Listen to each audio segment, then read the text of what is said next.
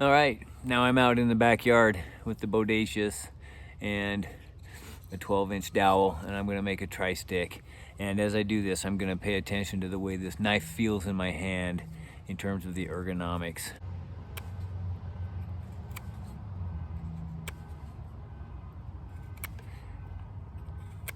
The blade is biting in really well. This is a 15 degrees per side sharpening angle. So the geometry is very, very good for whittling this stick.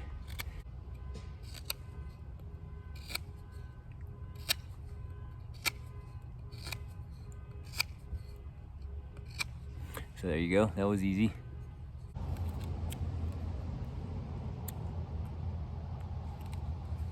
Now I can feel the handle is very square, and there's a rather angular corners. The edges of the scales are slightly chamfered, but not a great deal. So there is a general squareness to the handle, but it's rather flat. There are advantages and disadvantages to having a flat handle. And one of the advantages is the knife is easy to index and orient in your hand. And once you squeeze it, it kind of stays locked in. So having a more rounded handle, similar to what you have on the Spyderco Shaman, the knife might tend to rotate in your hand a little bit, and you have to exercise a little bit of attention or care to not have the knife kind of turn around in your hand. But that's more of a hunch than actual validated experience, since I don't own a Shaman, although I have handled one. There we go. So that's our 90-degree latch notch.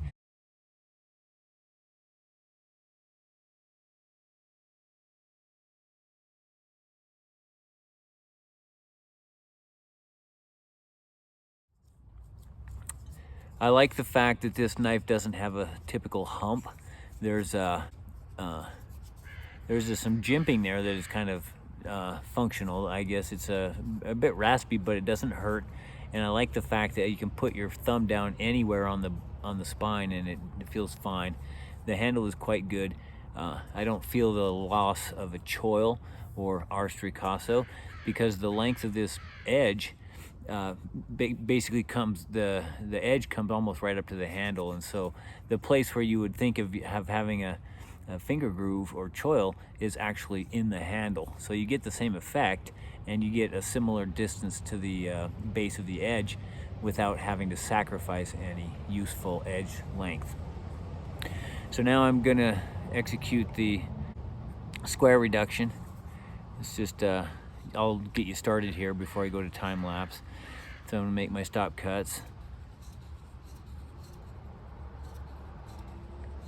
And you can refer to my earlier videos.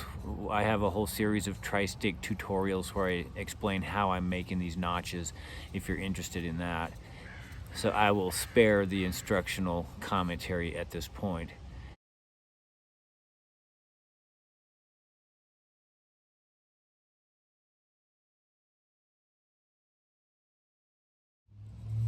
All right, so here's the square reduction, and I think you'll find that it looks pretty good.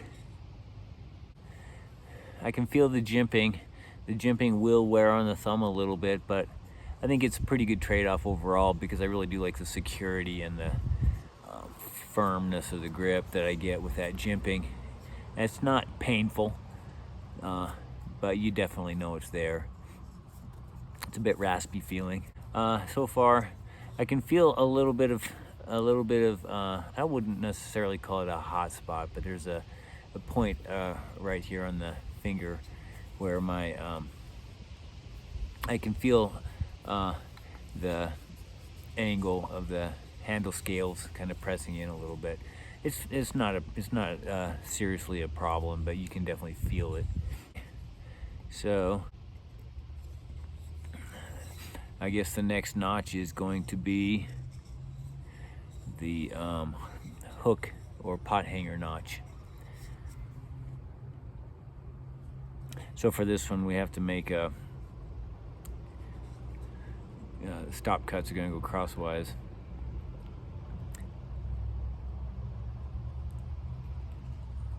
Just rocking the blade back and forth to make a cut. We have our diagonal cross cut. And now I'll make another one just like it over here on the other side.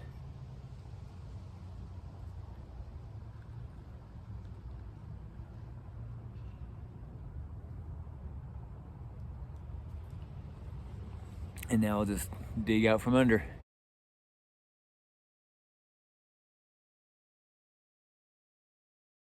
So there's the pot hanger notch. Whatever discomfort I've been feeling has not really gotten any worse after about a half hour of carving. Feels pretty good, actually. I kind of like this handle. Feels very secure in the hand. All right, so I completed the saddle notch and turned out fine. In this case, you have to use the tip of the blade quite a lot because it's hard to get into the curvature of the saddle notch with a really wide blade. So you do a lot of work with the point, with the tip, and that works fine. You can use a fairly large knife to make this tri-stick as long as you use the appropriate part of the blade for what you're trying to accomplish. So now I'm going to do the V-notch. This is the one where I have to cut deeply down into the wood, and I'm making a stop cut, as you can see here. And I'm just going to make it really heavy. So now I'm really bearing down on the knife quite a lot. This is the hardest pressure I'm going to apply during this tri-stick procedure, and I'm going to just really push down fairly hard. I had to get not quite halfway down into the stick, but I'm just going to make a really deep groove right there and kind of pushing kind of hard.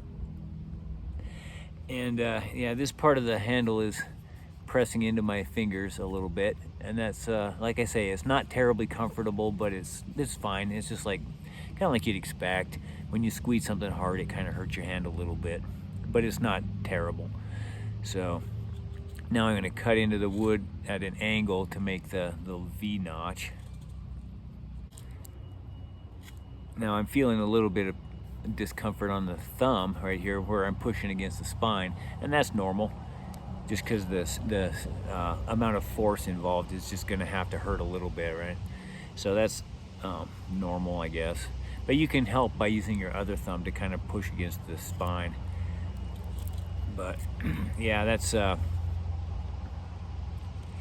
just kind of what you'd expect, really. There's nothing wrong with a knife. It's just sometimes when you push hard, you gotta feel it somewhere, right?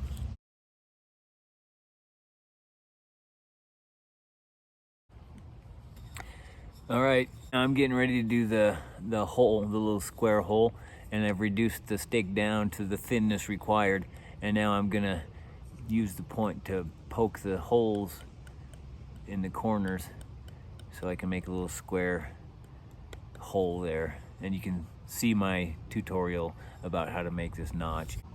Just stabbing the blade in there and just kind of pushing it, rocking it back and forth like that. So now I have a square surrounding the little dot, and I'll do the same thing on the other side.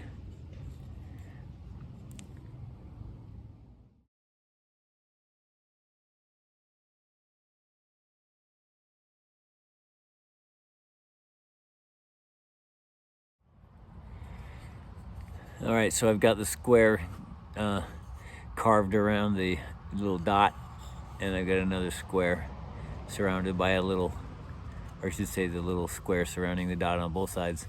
Now, when I'm doing this, I'm jamming that knife in really hard, point-wise, and this gives you a good idea of how the handle works in terms of like thrusting kind of a direction.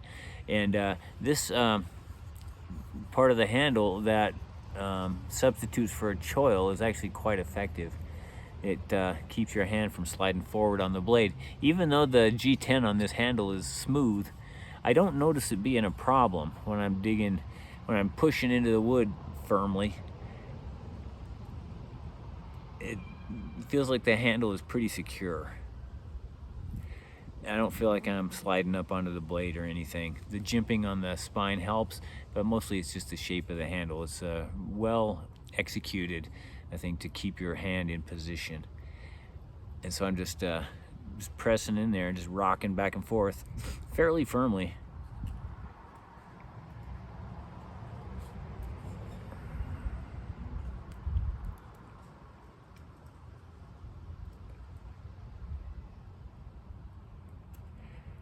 yeah, I can push about as hard as I want, and I don't feel like I'm gonna slide up onto the blade. And now with the point, I can just kind of lift out that little square. Just kind of dig it out like that. Sorry about the sound. The neighbor's truck is driving away, so just be patient with that. So yeah, I'm just kind of digging out the wood in the middle of that square that I just made.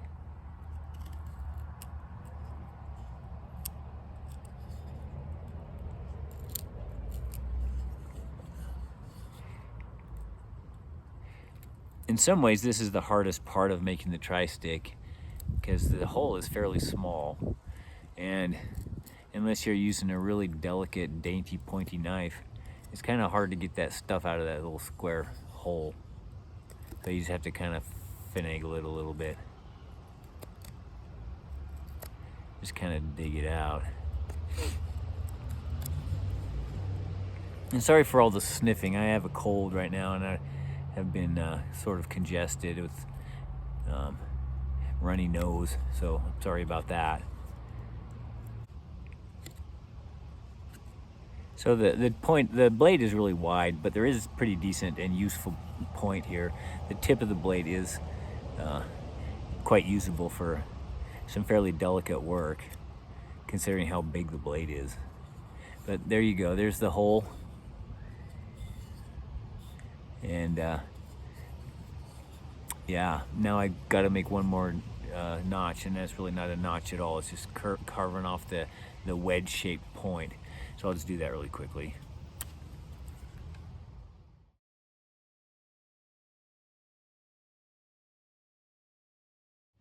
Okay, so I've got the wedge. Now when you're making this cut, you have to push pretty hard, and in this case, this is the grip I use, and this knife works pretty well for that grip. But again, I can feel a little bit of that the angle from the sides of the handle slabs, the scales, digging into my hand a little bit. This is a fairly forceful cut when you're pushing against the wood, but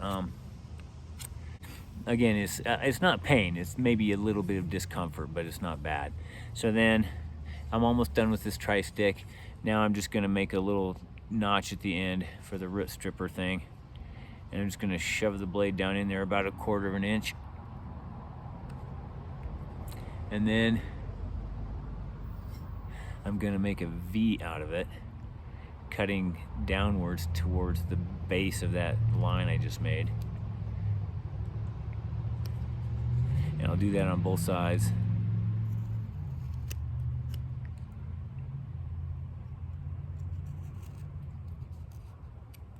And there you go. There's the root stripper. And that is the complete tri-stick. We got all of our notches and all of our cuts.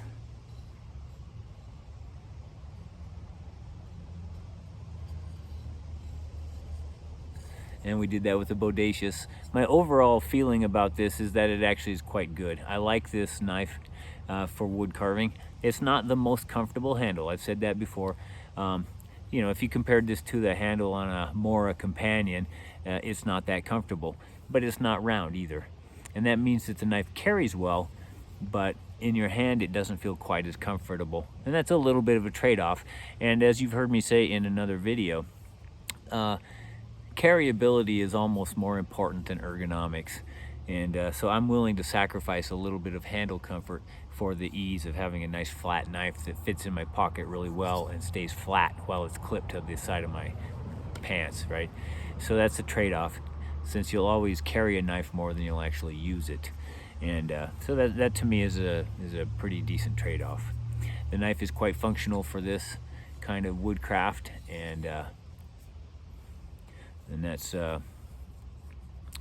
pretty good, I think. Ergonomically secure, not very excessive in terms of comfort, but it is highly functional.